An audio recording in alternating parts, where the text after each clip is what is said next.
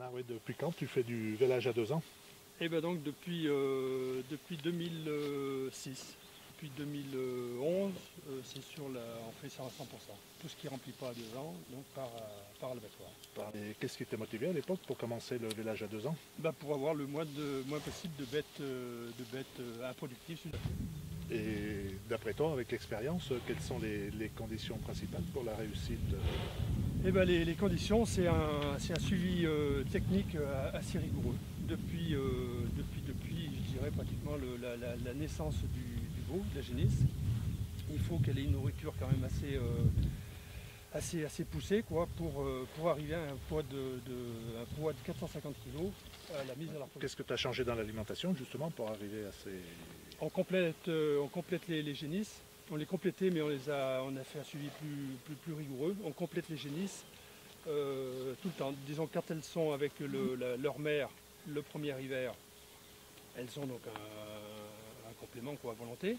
Et quand on les remet au printemps, donc au mois de mai, là, on continue la complémentation. Elles ont 2 kg de concentré tous les jours. Et à partir du mois d'octobre, on commence une alimentation un peu plus poussée pour les préparer à la reproduction. Voilà. On fait une sorte de flushing pour que au 20 novembre elles soient prêtes et qu'elles viennent en chaleur. Voilà. Sur quelle période tu les mets à la reproduction? On les met à la reproduction du 20-25 novembre jusqu'à fin janvier. Voilà. On fait pour que les vélages se passent en gros du 1er septembre au 1er novembre. Donc sinon, avant la mise à la reproduction, à part le poids, tu as un autre critère de sélection sur les génisses? On enlève tout ce qui est trop petit, trop léger. Autrement, non. Non, on trie plutôt après. Et après, en assimilation, tu fais du coup par coup ou un groupage de chaleur? Non, tout au coup par coup. En première semaine, dans ces génisses-là, on a asséminé au moins 80%.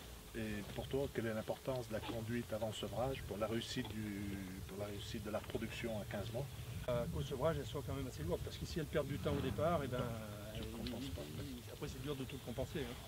Et pour les génisses, là, donc ces génisses qu'on met à la production, on les renourrit tout de suite après l'échographie, c'est-à-dire à partir de début mars, on les renourrit et on les engraisse pour les vendre mai, juin.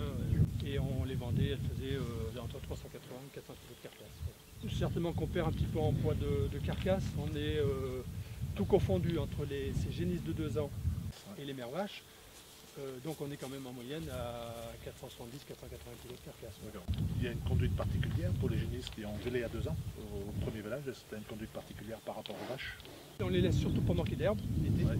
Et si jamais il manque un tout petit peu d'herbe, on complète avec du foin ou alors même déjà à partir de, comme on fait véler donc à partir du 1er septembre, à partir du 14 juillet. Que ça leur pose plus de problèmes pour la production, pour le deuxième vélage ou c'est pareil que si on a une ration qui est bien calée, si c'est bien minéralisé, non, il n'y a pas de souci. Cette année, on a mis 38 génisses donc, qui avaient vélé, 38 génisses à la reproduction. Si on enlève la césarienne qui ne remplit jamais, donc ça fait 37, on a lâché 33 pleines. Comment tu fais des choix génétiques justement pour que ça marche bien en vélage à 2 ans? On a mis pendant assez longtemps des bêtes à vélage facile et j'ai toujours regardé l'aptitude au vélage. On trie les taureaux aussi par rapport à ça. Un bon IVMAT, une bonne aptitude au vélage et un indice facilité de naissance qui soit au-dessus de 100. Voilà. Pour tes génisses en vélage à 2 ans, tu utilises vraiment des taureaux spécifiques ou... Donc on a utilisé des taureaux spécifiques jusqu'à présent, mais maintenant je pense qu'on va mettre quelque chose de plus courant. Voilà. On utilisera de moins en moins des taureaux à 120. On gère bien sûr le génétique animal par animal, mais aussi sur l'ensemble du troupeau. Donc c'est l'ensemble du troupeau qu'on fait progresser. Et donc on capitalise là-dessus.